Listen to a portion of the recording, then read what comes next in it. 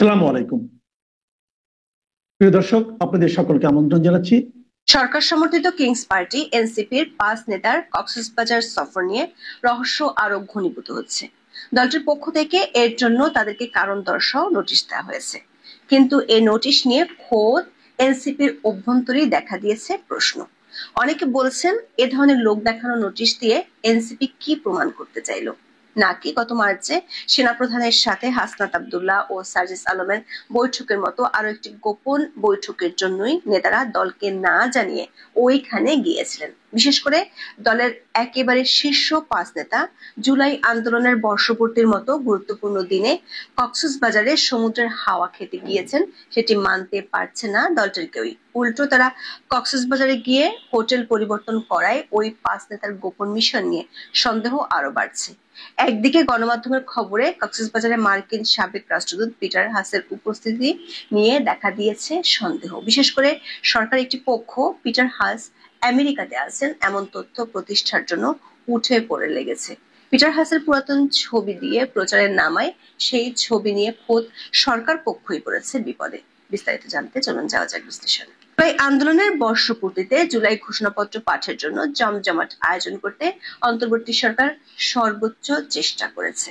সরকার সমর্থিত কিংস পার্টির নেতাদের খুশি করতেই ছিল কোটি কোটি টাকার আয়োজন, কিন্তু সে আয়োজন শুরুর আগেই গণমাধ্যমের খবরে সয়লাব এনসিপির 5 শীর্ষ নেতা কক্সবাজার গিয়েছেন। দলটির পক্ষ থেকেও দাবি করা হয়েছে তাদের এই সফর নিয়ে কেউই কিছু জানেন না।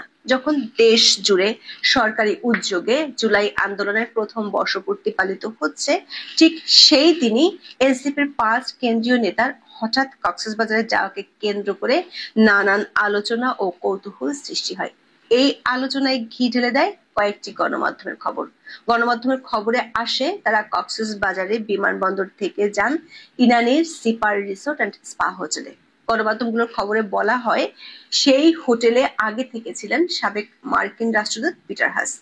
গত সরকার আমল থেকে পিটার হাস রহস্যময় এক কূটনীতিক হিসেবে পরিচিত।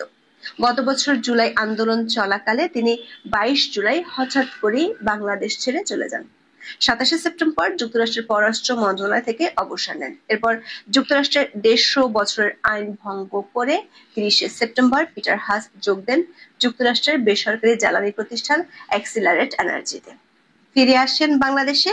বিগত আওয়ামী লীগ সরকারের কড়া অভিযোগ ছিল পিটার হাস সরকার পরিবর্তনের ষড়যন্ত্রে যুক্ত ছিল। এমনকি ভারত সরকারও পিটার হাসের বিরুদ্ধে আমেরিকার কাছে নালিশ করেছিল। পিটার হাসের সাথে হাসনাত আব্দুল্লাহ, সার্জিস আলম, নাসিরউদ্দিন পাটোয়ারি, তাসনিম জারা এবং খালেদ সাইফুল্লাহর বৈঠক হতে পারে এমন খবর রটিয়ে পড়ার পর বিব্রতকর অবস্থায় পড়ে যায় এনসিপি। এই 5 নেতা দাবি করেন তারা ব্যক্তিগত ভ্রমণে কক্সবাজারে গিয়েছেন। কারোর সাথে বৈঠকের খবরটি ভিত্তিহীন। কিন্তু দলের পক্ষ থেকে যখন দাবি করা হয় তাদের এই সফর নিয়ে দলের কেউ কিছুই জানে না, তখন বিব্রতকর পরিস্থিতি তৈরি হয়। বিশেষ করে এমন একটি দিনে গিয়েছেন যখন তাদের থাকার কথা ছিল কক্সবাজারে নয়, মানিক মিয়া এভিনিউতে। সিপাল হোটেল সূত্রে জানা গেছে আগে থেকে ওই হোটেলে এনসিপি নেতারা কোনো রুম বুক করেনি। যাওয়ার পর যখন জানতে পারে তাদের নিয়ে খবরে সয়লাভ হয়ে গেছে, তখন রুম বুক করা হয়। আবার তাদের ফিরে আসার কথা ছিল 5 আগস্ট বিকাল 3টার ফ্লাইটে। স্বাভাবিক প্রশ্ন উঠেছে, ক্লান্তি কাটাতে কেউ কয়েক ঘন্টার জন্য কক্সবাজার যাবে কি, তাও আবার দলের জন্য গুরুত্বপূর্ণ একটি দিনে। এনসিপির কয়েকজন নেতা বলেছেন তাদের এমন আকস্মিক সফর যেভাবে মিডিয়াতে ভাইরাল হয়েছে সেটা নিয়ে পুরো দল বিব্রতকর পরিস্থিতিতে পড়ে গেছে। দলের মধ্যে এ নিয়ে প্রশ্ন ওঠায় অনেকটা বাধ্য হয়ে হাসনাত সাজিদ সহ ওই শীর্ষ 5 নেতাকে কারণ দর্শানোর নোটিশ দেওয়া হয়েছে। 6 আগস্ট এনসিপির যুগ্ম সদস্য সচিব সালেউদ্দিন সিপাত স্বাক্ষরিত পৃথক বিজ্ঞপ্তিতে এই নোটিশ দেওয়া হয়। নোটিশে 5 আগস্টের রাষ্ট্রীয় গুরুত্বপূর্ণ দিনে এই 5 নেতার ব্যক্তিগত সফরে কক্সবাজারে যাওয়ার বিষয়টি উল্লেখ করে বলা হয়, এই সফর সংক্রান্ত কোনো তথ্য বা ব্যাখ্যা রাজনৈতিক পর্ষদ বা সংশ্লিষ্ট ব্যক্তিকে আগে থেকে অবগত করা হয়নি। আগামী 24 ঘন্টার মধ্যে এসব নেতাকে এই সফরের সিদ্ধান্তের কারণ প্রেক্ষাপট সম্পর্কে দলের আহ্বায়ক নাহিদ ইসলাম ও সদস্য সচিব আক্তার হোসেনের সামনে সশরীরে উপস্থিত হয়ে লিখিত ব্যাখ্যা দিতে বলা হয় ওই নোটিশে। অবশ্য দলটির একাধিক নেতা মনে করেন এই শোকজ নোটিশ নিতান্তই লোক দেখানো। এর আগে কমপক্ষে 5 জন নেতার বিরুদ্ধে শোকজ নোটিশ দেওয়া হলেও ওইসব নোটিশ এবং নোটিশের জবাব হিমাগারেই পড়ে আছে।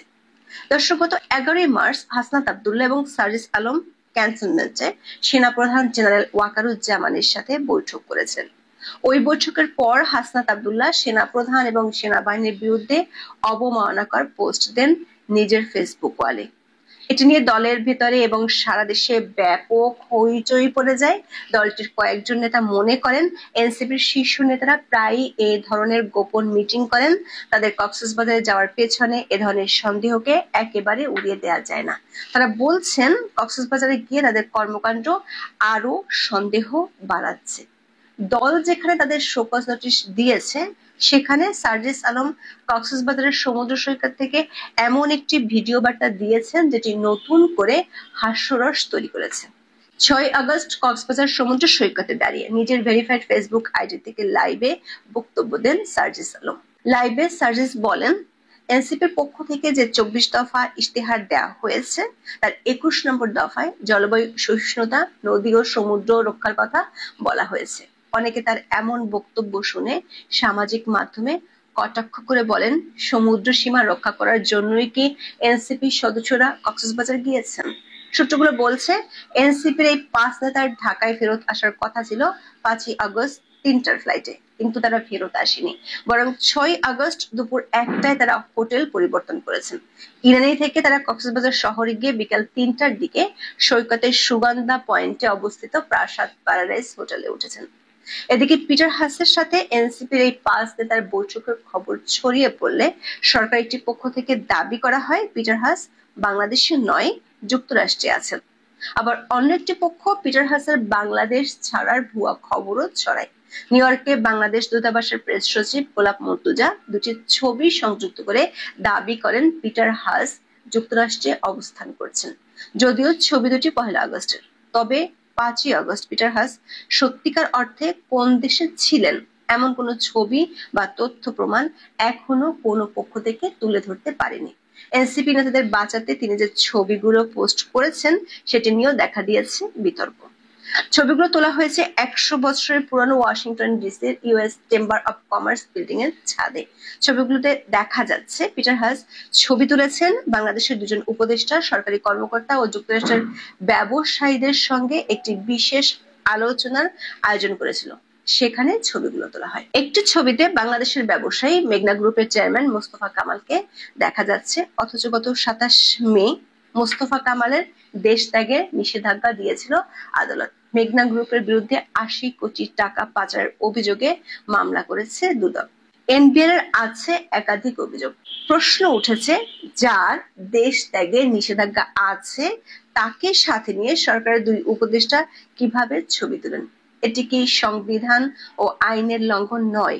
প্রশ্ন উঠেছে, পিটার হাসকে বাঁচাতে গিয়ে বাংলাদেশের নিউ ইয়র্ক দূতাবাসের কর্মকর্তা উল্টো সরকারের উপদেষ্টাদের বিপদে ফেলে দিলেন না তো? দর্শক, এখনো পর্যন্ত পিটার হাস বা তার প্রতিষ্ঠান এক্সেলেটর এনার্জি থেকে এ নিয়ে কোনো বক্তব্য পাওয়া যায়নি। অনেকে মনে করছেন এ নীরবতা সন্দেহ আরো বাড়িয়ে দিচ্ছে। এখন এ পর্যন্ত, সবাই ভালো। আসসালামু আলাইকুম।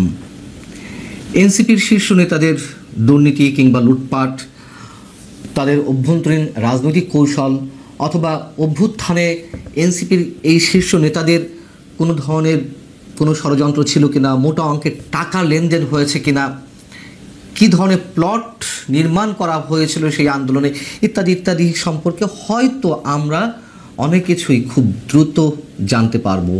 এবং যেহেতু এরই মধ্যে আমরা জানতে পারছি এনসিপি এরই মধ্যে খুবই মারাত্মকভাবে উদ্বেগজনকভাবে বহুধা বিভক্ত হয়ে পড়েছে, সে বিষয়ে আমরা পরে আসছি। তার আগে একটু জানিয়ে রাখি, বা আপনারা হয়তো অনেকেই জেনেছেন যে এনসিপির শীর্ষ 5 নেতাকে কারণ দর্শানো নোটিশ করা হয়েছে। কেন? তারা অভ্যুত্থানের বর্ষপূর্তি দিনে কক্সবাজারে গিয়েছিলেন এবং যেটি গুঞ্জন আকারে ছড়িয়ে পড়েছে যে সাবেক মার্কিন রাষ্ট্রদূত পিটার ডি হাসের সঙ্গে তারা গোপন বৈঠক করেছে। এখন গোপন বৈঠক করে তো সেটি দলীয়গতভাবেই সিদ্ধান্ত নিয়ে করা হয়েছে, কিন্তু এই বিষয়টি তো তারা উড়িয়ে দিয়েছে গুজব আকারে। কিন্তু আমরা জানতে পারলাম যে পরবর্তীতে আবার এনসিপির দলীয় ফর্ম থেকে যারা কক্সবাজার গিয়েছিলেন তাদেরকে শোকজ করা হয়েছে। শোকজ লেটারে কি লেখা হয়েছে যে 5 আগস্ট জুলাই অভ্যুত্থানের প্রথম বর্ষপূর্তি উপলক্ষে রাষ্ট্রীয় গুরুত্বপূর্ণ কর্মসূচি চলাকালীন তারা কেন ব্যক্তিগত সফরে কক্সবাজার গিয়েছেন, কেন সে বিষয়ে রাজনৈতিক পর্ষদকে পূর্বে কোনো তথ্য বা ব্যাখ্যা প্রদান করা হয়নি। শোকজ হওয়া নেতারা কারা? হাসনাত আবদুল্লাহ, সার্জিস আলম, নাসিরুদ্দিন পাটোয়ারি, তাসনিম জারা এবং যুগ্ম আহ্বায়ক খালেদ সাইফুল্লাহ। আচ্ছা বলুন, এই কারণ দর্শানো চিঠির কোনো প্রয়োজনীয়তা ছিল? মানে এগুলো কি শুধুমাত্র লোক দেখানো নয়? আমি জানি না তাদের গঠনতন্ত্রে কি আছে, এটুকু তো বোঝা যায় যে তারা তো আর চাকরি করে না। ব্যক্তিগত যদি কোনো সফরে গিয়েও থাকে, দলকে না জানিয়ে কেন গেল, এটি কি চাকরি? আচ্ছা, দ্বিতীয়ত হচ্ছে তারা দলকে না জানিয়ে কক্সবাজার গিয়েছে, এটি মনে করার কোনো কারণ কি থাকতে পারে? যে অভ্যুত্থানের মূল দাবিদার এই এনসিপির শীর্ষ নেতারা, তাদের একটি গুরুত্বপূর্ণ অংশ, এই যে তাসনিম জারা কিংবা হাসনাত আবদুল্লাহ, সার্জিস আলম, নাসিরুদ্দিন পাটোয়ারি, এরা তো সবার শীর্ষ নেতা। এর বাইরে কে আছে? আক্তার হোসেন, নাহিদ ইসলাম, এই তো, অথবা হান্নান মাসুদ। তো শীর্ষ নেতাদের একটা বড় অংশ দলীয় ফোরামকে না জানিয়ে কক্সবাজার চলে গেল, এটি হতে পারে? এটি হতে পারে না। কোনো গোপন বৈঠক থাক আর না থাক, এটি হতে পারে না। অন্তত এই গুরুত্বপূর্ণ দিনটিতে তারা এভাবে যেতে পারে না। আর আমাদের ধারণা অবশ্যই তারা গোপন কোনো বৈঠকে, সেটি পিটার ডি হাসের সঙ্গে হোক বা অন্য কোনো কারণে হোক, তারা খুব গোপনেই বিশেষ উদ্দেশ্যে কক্সবাজার গিয়েছিলেন। দলে যাওয়ার কথা না তো আসলে। এখন বিষয়টি হচ্ছে তারা যে কারণ দর্শানো নোটিশ দিল, এটা হচ্ছে শাক দিয়ে মাছ ঢাকার মতন। এটি করে আরও মানুষের সামনে বিষয়টি প্রশ্নবোধক করে তুললো আরও খুব বেশি করে। ঠাকুর ঘরে কেড়ে আমি কলা খাই না, সেই অবস্থাও হতে পারে যে আগে থেকে নিজেদের সব কিছু মানে অনেকখানি রহস্যময় করে তুলছে। এখন পিটার ডি হাস যে কক্সবাজার ছিলেন সেটা নিয়েও বিতর্ক উঠেছে। তার সঠিক অবস্থান সম্পর্কে জানা যায়নি। কোনো কোনো মাধ্যম বলছে, জানা যাচ্ছে যে তিনি যুক্তরাষ্ট্রে আছেন, আবার কেউ কেউ বলছে না তিনি কক্সবাজার আছেন। যাই হোক, তবে আবারও বলি, বিশেষ উদ্দেশ্যেই তারা গিয়েছিলেন, এটি আমাদের দৃঢ় বিশ্বাস। এখন বিষয় হচ্ছে কি, যেটি বলছিলাম যে এনসিপির সব অন্দরমহলের খবরের সব কিছু হয়তো খুব শিগগিরই একেবারে খোলস ছেড়ে বেরিয়ে আসবে। তার কারণ এনসিপির গুরুত্বপূর্ণ 2 নীতি নির্ধারক আসিফ মাহমুদ সজীব ভুঁইয়া এবং মাহফুজ আলম, তারা দুজনেই সরকারি উপদেষ্টা পদে রয়েছেন। তারা সাম্প্রতিক সময়ে যে মুখোমুখি অবস্থান নিয়েছেন, তাতে করে আমরা অনেক কিছুই জানতে পারছি। তথ্য ও সম্প্রচার বিষয়ক উপদেষ্টা মাহফুজ আলম গত 4 আগস্ট তার ফেসবুকে একটি পোস্ট দিয়েছেন যে 1-11 পদধ্বনি শোনা যাচ্ছে। পরবর্তীতে সেটি তিনি এডিট করেন, সমালোচনার মুখে সেটি আবার ডিলিটও করেন। সেটিকে কেন্দ্র করে আবার আসিফ মাহমুদ সজীব ভুঁইয়া, স্থানীয় সরকার বিষয়ক উপদেষ্টা, তার ফেসবুকে লিখলেন, আগে সরকারের ভয়ে জনগণ পোস্ট ডিলিট করত, এখন জনগণের ভয়ে সরকার পোস্ট ডিলিট করে, যেহেতু মাহফুজ আলম সরকারের একটি অংশ। আসিফ মাহমুদ সজীব ভুঁইয়ার পোস্টের নিচে ছোট করে লেখা ছিল যে সেলফ ক্রিটিক। নিশ্চয়ই এটি সেলফ ক্রিটিক নয়, এটি মাহফুজ আলমকে ক্রিটিক করে লেখা, এটি আমরা নিশ্চিত।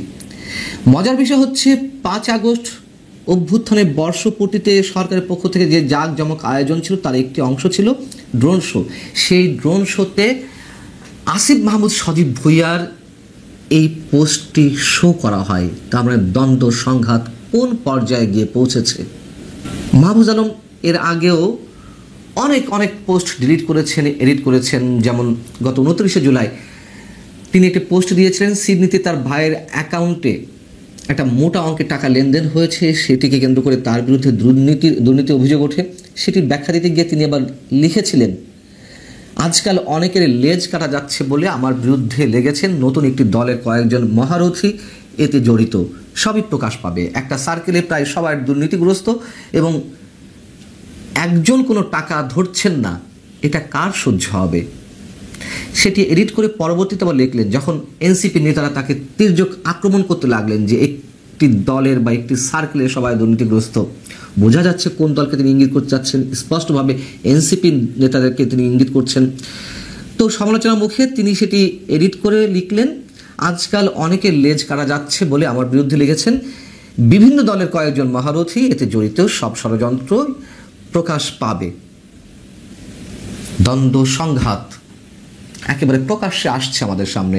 মাহফুজ আলম যদিও পোস্ট দিয়ে তিনি অসংখ্যবার তা ডিলিট করেছেন, তার এক্সাম্পলও আছে, এটাও সত্য কথা। তিনি ভারতের মানচিত্রের বিরুদ্ধে একটা পোস্ট দিলেন, বাংলাদেশের মানচিত্র বড় করে সেটি ডিলিট করলেন। কয়েকদিন আগে কথিত তৌহিদ জনতার উদ্দেশ্যে তিনি একটি পোস্ট দিলেন, মব ভায়োলেন্সের বিরুদ্ধে পোস্ট দিয়েছেন, এগুলো আবার এডিট করেছেন, কোনোটি সংশোধন করেছেন। এবং এরও আগে আমরা জানি যে এনসিপি যখন গঠন হবে, ফরমালি আত্মপ্রকাশ করবে, কে আহ্বায়ক হবেন এটি নিয়ে নিজেদের মধ্যে দ্বন্দ্ব শুরু হয়েছিল।